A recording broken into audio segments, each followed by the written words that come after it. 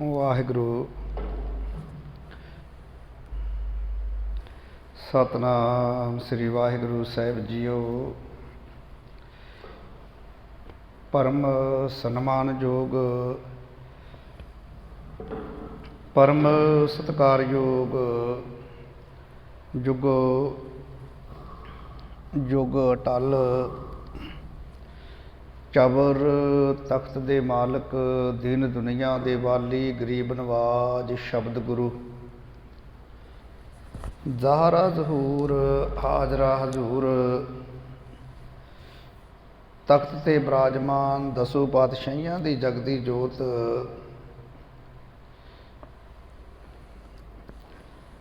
धन धन साहिब श्री गुरु ग्रंथ साहिब महाराज दी पावन पवित्र हजूरी दे अंदर सज बैठी गुरु रूप साध संगत जीओ। आओ मन बिरतियां नूं एकागर करिए और जो आपां साहिब श्री गुरु ग्रंथ साहिब महाराज दी पावन इलाही बाणी दी लड़ीवार विचार कर रहे हाँ। आओ इस पावन विचार नूं अगे प्रारंभ करिए जी। सतनाम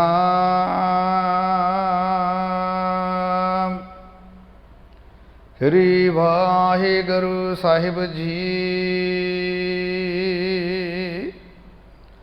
कृपा करो दीन के दाते मेरा गुण अवगुण ना विचारहु कोई।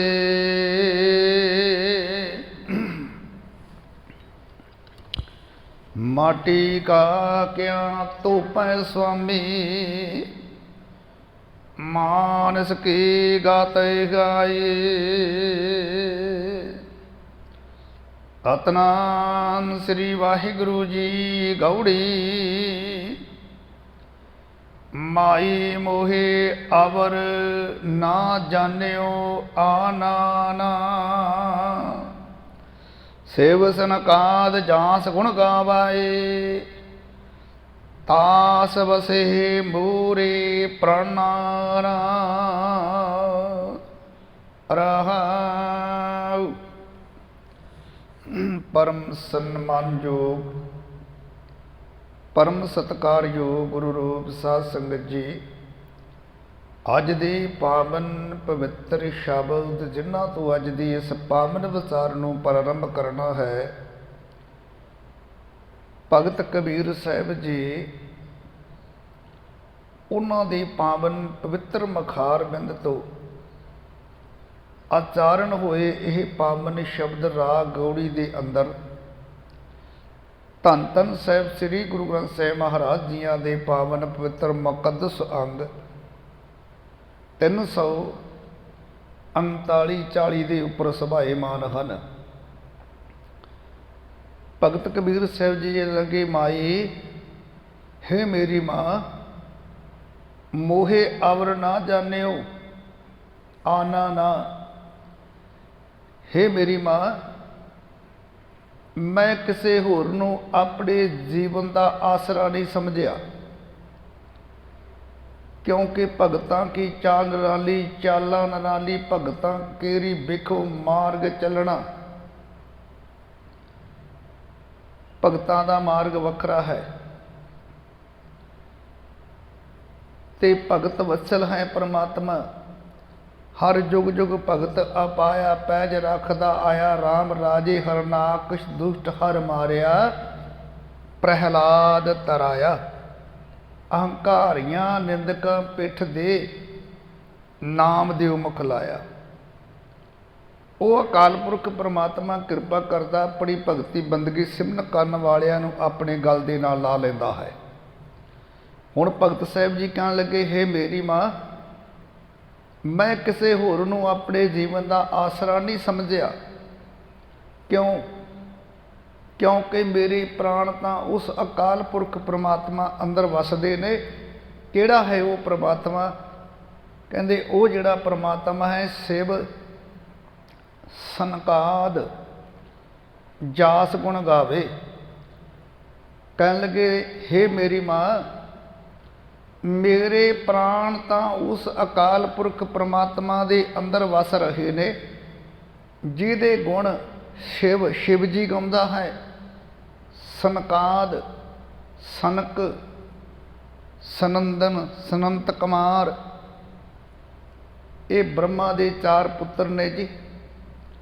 कहते जिन्हां दे जिस परमात्मा दे गुण ये सनक सनादक आदक ते शिव जी भगवी महाराज वो भी उस दाते दे गुण गाउंदे ने। कहते मेरी माँ मेरे जिहड़े प्राण ने उस परमात्मा दे विच वसदे ने।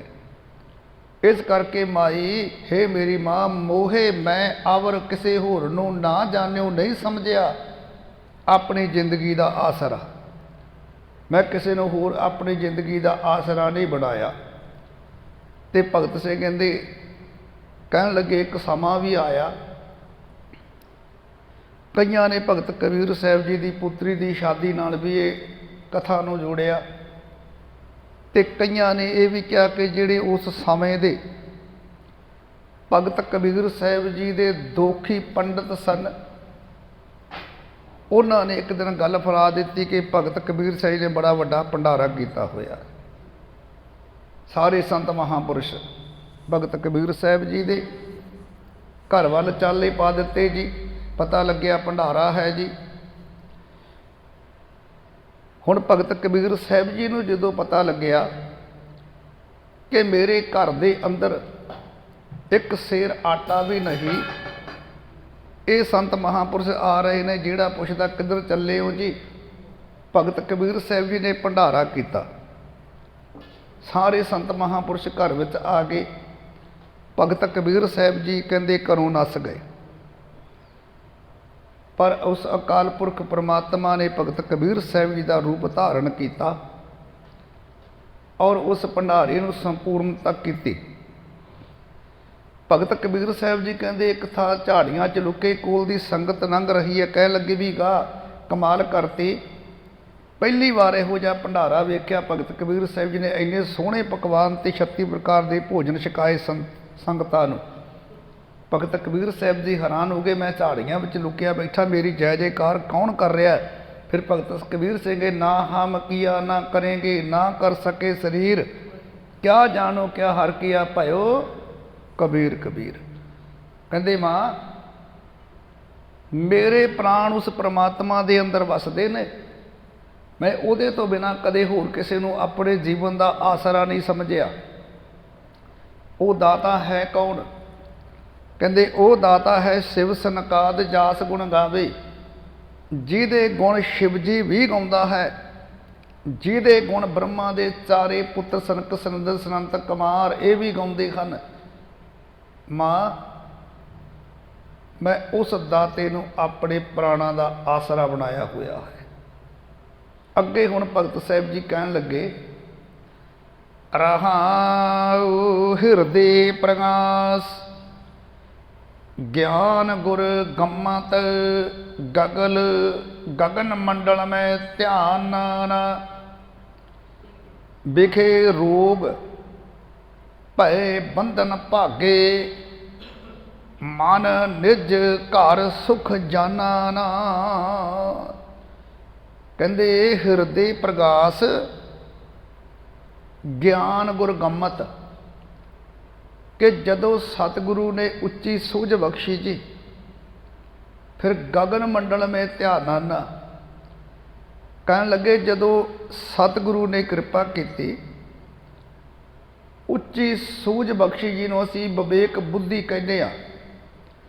भगत साहब जी कहते जदों सतगुरु ने कृपा की उच्ची सूझ बख्शी, तां फिर कहते मेरे हिरदे दे विच मानो चानन हो गया। हिरदे प्रकाश, हिरदे विच प्रकाश हो गया, चानन उपर होया किते ज्ञान गुर गम्मत। जदों सतगुरु ने कृपा करके ज्ञान की सूझ बख्श दी, उच्ची सूझ बख्श दी, तो कहन लगे माँ फिर मेरे हिरदे विच मानो चानन हो गया, तो फिर मेरा गगन मंडल में ध्यान ना। कहते मेरा ध्यान जिहड़ा सी ना फिर उच्चे मंडलों दे विच अडारियां लाउण लग पिया। भाव के सुरत फिर नीवे वाले पासे नहीं गई। ਅਸੀਂ ਜਿੱਥੇ ਕਹਿੰਦੇ ਆ ਵੀ ਸਿੱਖਾਂ ਦਾ ਮਨ ਨੀਵਾਂ ਮਤ ਉੱਚੀ, ਫਿਰ ਉਹ ਸੁਰਤ ਜਿਹੜੀ ਸੀ ਉੱਚੀ ਉੱਠੀ।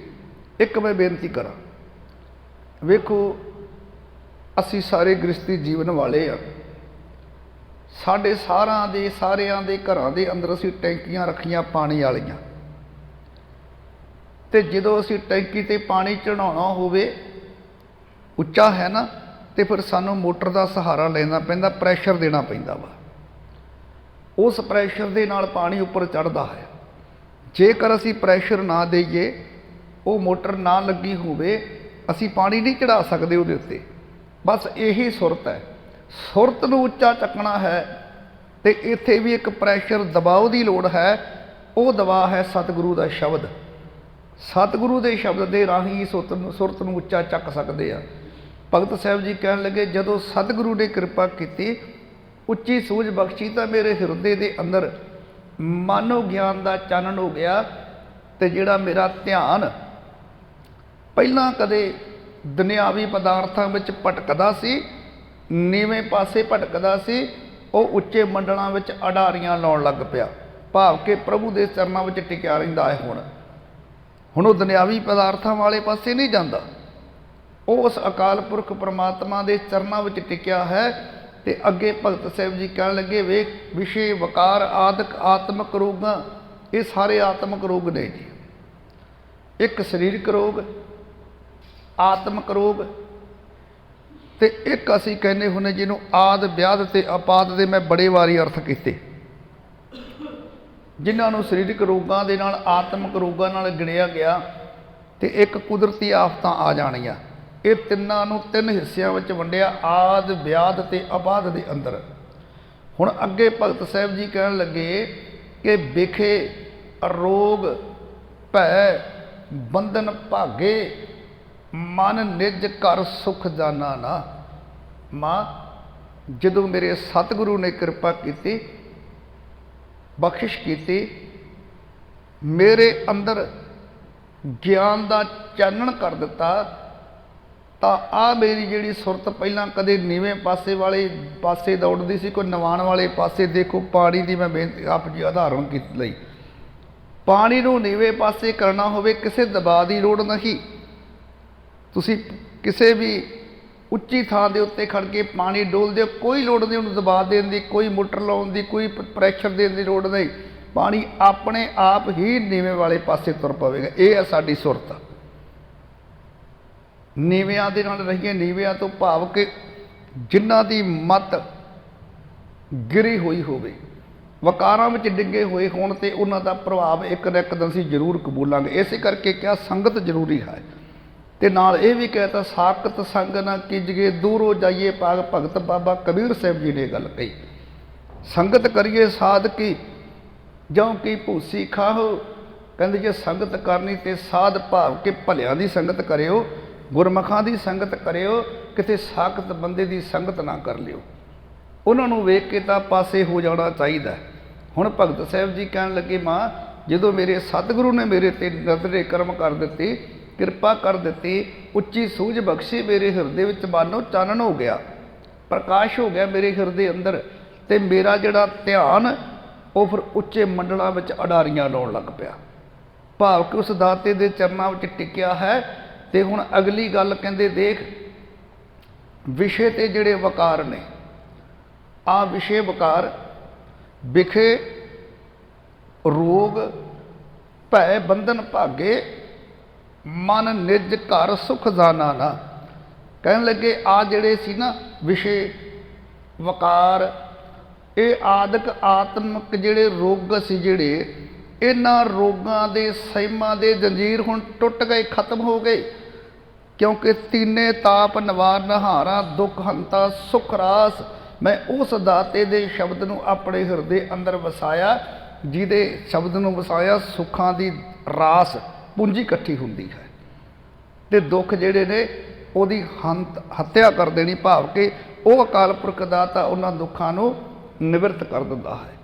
ਤੇ ਭਗਤ ਸਾਹਿਬ ਜੀ ਕਹਿੰਦੇ, ਹੁਣ ਫਿਰ ਆ ਜਿਹੜੇ ਵਿਸ਼ੇ ਵਕਾਰ ਸਨ, ਆ ਵਿਸ਼ੇ ਵਕਾਰ ਆਦਿਕ ਜਿਹੜੇ ਆਤਮਕ ਰੋਗਾਂ ਦੇ ਸਹਿਮ ਸੀ, ਜਿਹੜਾ ਇਹ ਜੰਜੀਰ ਹੁਣ ਟੁੱਟ ਗਈ ਹੈ। ਵਿਖੇ ਰੋਗ ਭੈ ਬੰਧਨ ਭਾਗੇ, ਇਹ ਟੁੱਟ ਗਈਆਂ ਜੰਜੀਰਾਂ।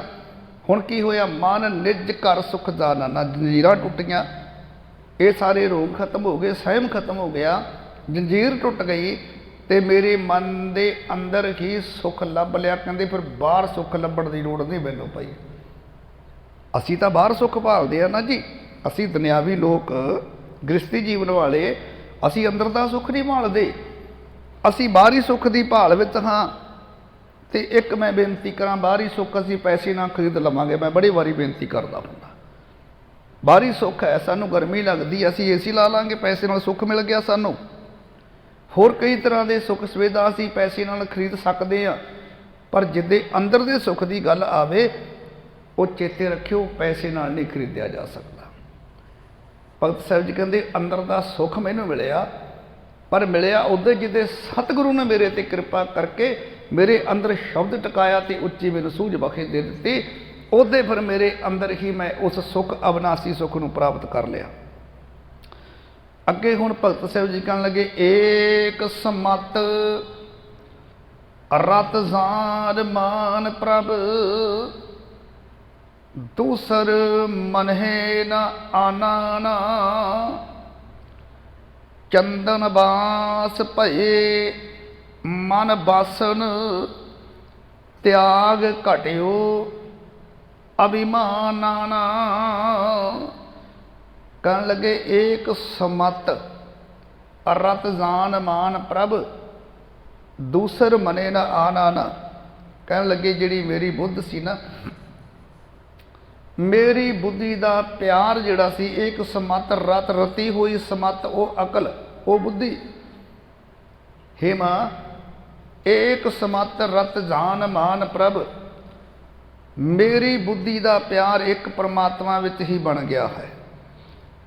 ਭਾਵ ਕਿ ਮੈਂ ਕਿਸੇ ਹੋਰ ਦੇ ਨਾਲ ਆਤਮਿਕ ਤੌਰ ਤੇ ਮੈਂ ਪਿਆਰ ਨਹੀਂ ਕਰਦਾ। ਜੇ ਮੇਰੀ ਭਾਵਨਾ ਹੈ, ਪਿਆਰ ਹੈ, ਭਰੋਸਾ ਹੈ, ਤੇ ਉਸ ਅਕਾਲ ਪੁਰਖ ਦੇ ਅੰਦਰ ਹੀ ਬਣਿਆ ਹੋਇਆ ਹੈ। ਮੇਰੀ ਬੁੱਧੀ ਦਾ ਪਿਆਰ ਕੇਵਲ ਤੇ ਕੇਵਲ ਇੱਕ ਪਰਮਾਤਮਾ ਵਿੱਚ ਹੀ ਬਣ ਗਿਆ, ਤੇ ਇੱਕ ਪ੍ਰਭੂ ਨੂੰ ਮੈਂ ਆਸਰਾ ਸਮਝ ਲਿਆ ਹੈ। ਦੂਸਰ ਮਨਹਿ ਨ ਆਨਾਨਾ।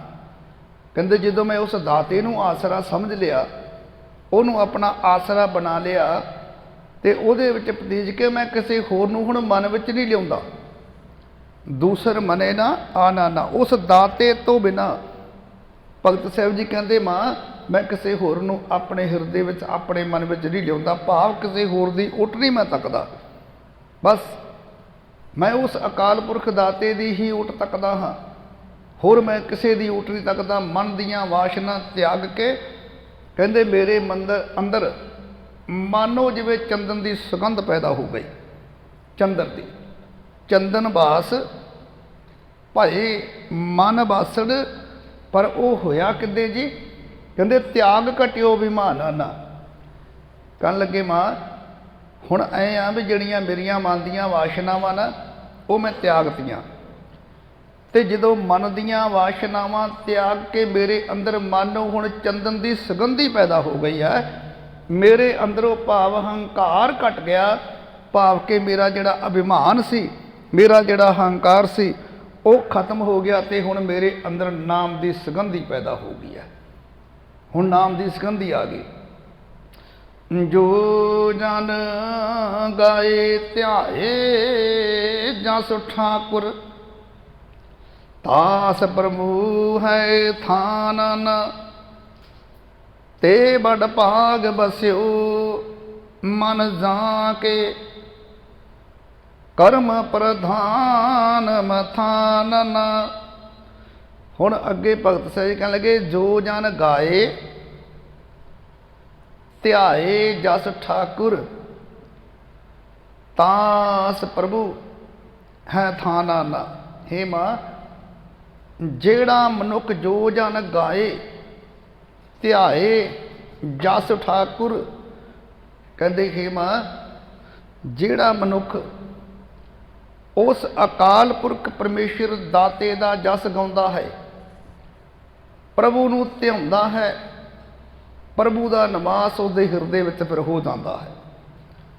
ਫਿਰ ਧਿਆਨ ਨਾਲ ਸੁਣਿਓ, ਜੋ ਜਨ ਗਾਏ ਧਿਆਏ ਜਸ ਠਾਕੁਰ, ਤਾਸ ਪ੍ਰਭੂ ਹੈ ਥਾਨਾਨਾ। ਥਾਨਾਨਾ ਉਹਦੇ ਹਿਰਦੇ ਅੰਦਰ ਉਸ ਦਾਤੇ ਦਾ ਵਾਸਾ ਹੋ ਗਿਆ।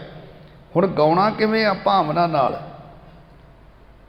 ਭਾਵਨਾ ਨਾਲ ਜਿਨ੍ਹਾਂ ਨੇ ਗਾਇਆ, ਜੋ ਜਨ ਗਾਏ ਧਿਆਏ ਜਸ ਠਾਕੁਰ।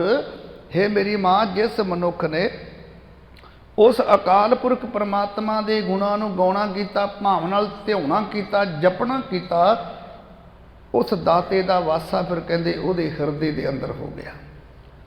ਉਸ ਮਨੁੱਖ ਦੇ ਹਿਰਦੇ ਦੇ ਅੰਦਰ ਉਸ ਦਾਤੇ ਦਾ ਵਾਸਾ ਹੋ ਜਾਂਦਾ ਹੈ। ਜਿਸ ਦੇ ਮਨ ਵਿੱਚ ਪ੍ਰਭੂ ਵਸ ਪਿਆ, ਕਹਿੰਦੇ ਤੇਹ ਬੜ ਭਾਗ ਬਸਿਓ ਮਨ ਜਾਂ ਕੇ। ਹੇ ਮੇਰੀ ਮਾਂ, ਜਿਹਦੇ ਹਿਰਦੇ ਦੇ ਅੰਦਰ, ਜਿਹਦੇ ਮਨ ਵਿੱਚ ਅਕਾਲ ਪੁਰਖ ਪਰਮਾਤਮਾ ਵਸ ਪਵੇ, ਸਮਝ ਲਓ ਉਹਦੇ ਭਾਗ ਵੱਡੇ ਨੇ। ਤੇ ਵੱਡ ਭਾਗ, ਉਹਦੇ ਭਾਗ ਬਹੁਤ ਵੱਡੇ। ਕਿਹਦੇ? ਬਸਿਓ ਮਨ ਜਾ ਕੇ, ਜਿਹਦੇ ਹਿਰਦੇ ਦੇ ਅੰਦਰ ਅਕਾਲ ਪੁਰਖ ਪਰਮਾਤਮਾ ਵਸ ਪਵੇ। ਭਗਤ ਸਾਹਿਬ ਜੀ ਕਹਿੰਦੇ ਉਹਦੇ ਭਾਗ ਸਮਝ ਲਓ ਬਹੁਤ ਵੱਡੇ ਨੇ। ਜਾਂ ਕੇ ਕਰਮ ਪ੍ਰਧਾਨ ਮਾਥਾਨਾ ਨਾ, ਕਹਿਣ ਲੱਗੇ ਉਸ ਦੇ ਮੱਥੇ ਉੱਤੇ ਉੱਚੇ ਲੇਖ ਉਗੜਾਏ। ਉਹਦੇ ਮੱਥੇ ਦੇ ਭਾਗ ਜਾਗ ਪਏ, ਉਹਦੇ ਮੱਥੇ ਦੇ ਲੇਖ ਉਗੜਾਏ। ਕਾਟ ਸਕਤ ਸਿਵ ਸਹਿਜ ਪ੍ਰਗਾਸਿਓ, ਏਕ ਏਕ ਸਮਾਨ ਨਾ। ਕਹੇ ਕਬੀਰ ਗੁਰ ਭੇਟ ਮਹਾ ਸੁਖ, ਭਰਮਤ ਰਹੇ ਮਨ ਮਾਨਾ ਨਾ। ਤੇ ਅਖੀਰ ਵਿੱਚ ਭਗਤ ਕਬੀਰ ਸਾਹਿਬ ਜੀ ਕਹਿਣ ਲੱਗੇ, ਕਾਟ ਸਕਤ ਸਿਵ ਸਹਿਜ ਪ੍ਰਗਾਸਿਓ, ਏਕ ਏਕ ਸਮਾਨਾ ਨਾ। ਕਾਟ ਸਕਤ ਕਹਿਣ ਲੱਗੇ, ਹੈ ਮਾਂ, ਮਾਇਆ ਦੇ ਪ੍ਰਭਾਵ ਦੂਰ ਕਰਕੇ, ਇੱਥੇ ਅਰਥ ਕਰਾਂਗੇ ਕਾਟ ਸਕਤ ਸ਼ਿਵ ਸਹਿਜ ਪ੍ਰਗਾਸਿਓ। ਸਕਤ ਭਾਵ ਕਿ ਜਿਹੜੀ ਮਾਇਆ ਦਾ ਪ੍ਰਭਾਵ ਹੈ, ਕਿ ਮਾਇਆ ਦੇ ਪ੍ਰਭਾਵ ਦੂਰ ਕਰਕੇ ਜਦੋਂ ਰੱਬੀ ਜੋਤ ਪ੍ਰਕਾਸ਼ ਹੋਈ ਨਾ, ਸ਼ਿਵ ਦੇ ਅਰਥ ਨੇ ਜੋਤ ਪ੍ਰਕਾਸ਼। ਸਹਿਜ ਪ੍ਰਗਾਸਿਓ ਕਹਿਣ ਲੱਗੇ, ਮਾਂ, ਜਦੋਂ ਮਾਇਆ ਦਾ ਪ੍ਰਭਾਵ ਖਤਮ, ਦੁਨਿਆਵੀ ਮਾਇਆ ਦਾ, ਇਹਦਾ ਪ੍ਰਭਾਵ ਦੂਰ ਕਰਕੇ ਜਦੋਂ ਰੱਬੀ ਜੋਤ, ਉਸ ਅਕਾਲ ਪੁਰਖ ਪਰਮਾਤਮਾ ਦੀ ਜੋਤ, ਉਹਦਾ ਪ੍ਰਕਾਸ਼ ਜਦੋਂ ਹੋ ਗਿਆ, ਤਾਂ ਫਿਰ ਏਕ ਏਕ ਸਮਾਨਾਨਾ। ਕਹਿੰਦੇ ਫਿਰ ਸਦਾ ਕੇਵਲ ਤੇ ਕੇਵਲ ਨਿਰੋਲ ਇੱਕ ਪ੍ਰਭੂ ਵਿੱਚ ਮਨ ਲੀਨ ਰਹਿੰਦਾ ਹੈ। ਫਿਰ ਇਹ ਮਨ ਕਿਸੇ ਪਾਸੇ ਦੌੜਦਾ ਨਹੀਂ, ਚਲਾਏਮਾਨ ਨਹੀਂ ਹੋਵੇਗਾ। ਕੇਵਲ ਤੇ ਕੇਵਲ ਉਸ ਅਕਾਲ ਪੁਰਖ ਪਰਮਾਤਮਾ ਵਿੱਚ ਹੀ ਮਨ ਲੀਨ ਹੋਵੇਗਾ। ਅਖੀਰ ਵਿੱਚ ਭਗਤ ਸਾਹਿਬ ਕਹਿੰਦੇ, ਕਹੇ ਕਬੀਰ ਗੁਰ ਭੇਟ ਮਹਾ ਸੁਖ, ਭਰਮਤ ਰਹੇ ਮਨ ਮਾਨਾ ਨਾ। ਕਬੀਰ ਸਾਹਿਬ ਜੀ ਕਹਿਣ ਲੱਗੇ, ਭਾਈ ਸਤਿਗੁਰੂ ਨੂੰ ਮਿਲ ਕੇ ਉੱਚਾ ਸੁੱਖ ਪ੍ਰਾਪਤ ਹੁੰਦਾ ਹੈ।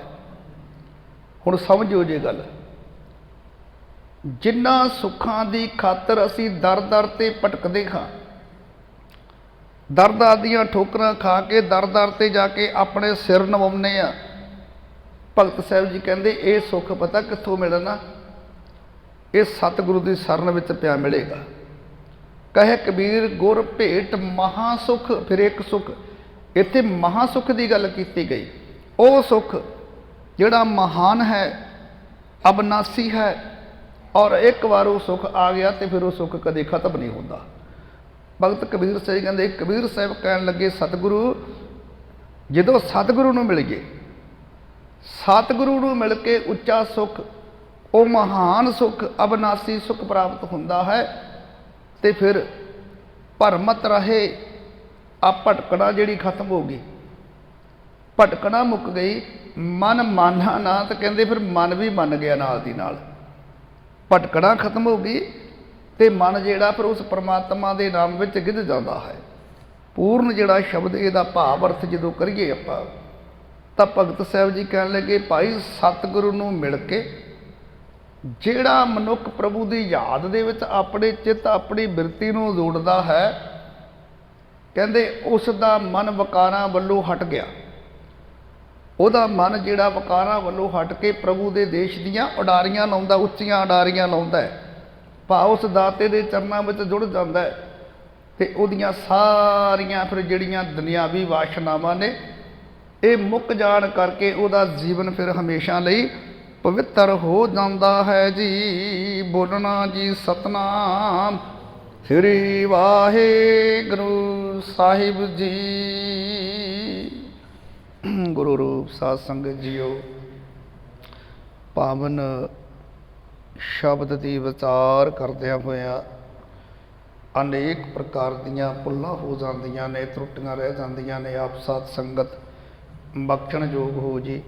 ਹੋਈਆਂ ਅਨੇਕ ਭੁੱਲਾਂ ਨੂੰ ਬਖਸ਼ ਲੈਣਾ। ਆਓ ਆਨੰਦ ਸਾਹਿਬ 6 ਪੌੜੀਆਂ ਦਾ ਜਾਪ ਅਪਰੰਤ ਅਰਦਾਸ ਬੇਨਤੀ ਦੇ ਨਾਲ ਜੁੜਨਾ ਹੈ ਜੀ। ਸਤਨਾਮ ਸ੍ਰੀ ਵਾਹਿਗੁਰੂ ਸਾਹਿਬ ਜੀ।